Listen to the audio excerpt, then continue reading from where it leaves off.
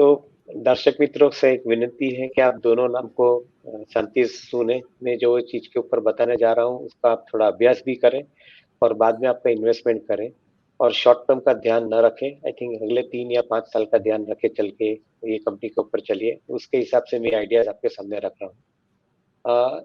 सबसे पहली कंपनी जो मैंने फाइनेंस की बात की, उसके अंदर बजाज फाइनेंस को मैं जोड़ना चाहूँगा।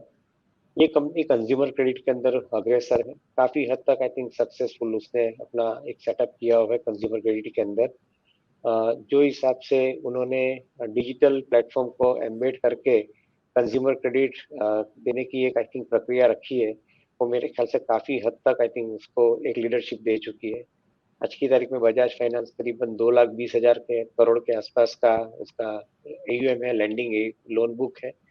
और उसके सामने ये कंपनी करीबन 30% 35% रेट ऑफ ग्रोथ से चल रही है। अगले 3 साल के अंदर कंपनी ने खुद संकेत दिया है कि उनकी जो लोन बुक है, वो 2 लाख करोड़ से बढ़ के 4 लाख करोड़ हो जाएगी। तो ये संकेत के ऊपर ध्यान रखे तो शायद 3 साल के अंदर ये कंपनी का मुनाफा, उनकी बैलेंस शीट, उनके शेयर होल्डर के लिए जो डिविडेंड डिस्ट्रीब्यूशन, ये सब चीज़ आपको ध्यान दें तो शायद मेरे ख्याल से अगले 3 साल के अंदर this would become a very very strong proposition. ये साल में hopefully by the end of 2023 financial year this company would be $1 billion profit making company and which would rise to $3 billion profit making company in next 3 to 4 years from now. तो ये एक company को आप definitely ध्यान में रख सकते हैं इन्वेस्टमेंट पॉइंट ऑफ व्यू से। बजाज फाइनेंस में एक हाउसिंग फाइनेंस का कारोबार भी है, उसके अंदर भी काफी हद तक सुरक्षित ग्रोथ आ रहा है और उनमें भी आई थिंक ये साल का मुनाफा देखे तो डेफिनेटली आई थिंक नंबर्स काफी हद तक कन्विंसिंग लग रहे हैं।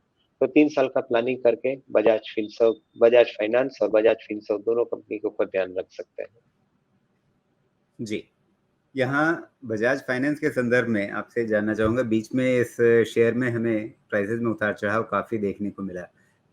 मार्च 2020 में तो सारा बाजार ही गिरा था, उस समय ये भी गिरा, लेकिन उसके बाद बहुत बढ़िया चाल आई थी, इसमें 4 गुना हो गया। वहाँ से ये मतलब जिन लेवल्स पे चला गया था, वहाँ से इसने फिर काफ़ी ज़्यादा एक कमज़ोरी देखी। 8,000 के ऊपर के भाव से हमने फिर वापस लौटते हुए इसे 5200-5300 के रेंज में भी आते हुए देखा।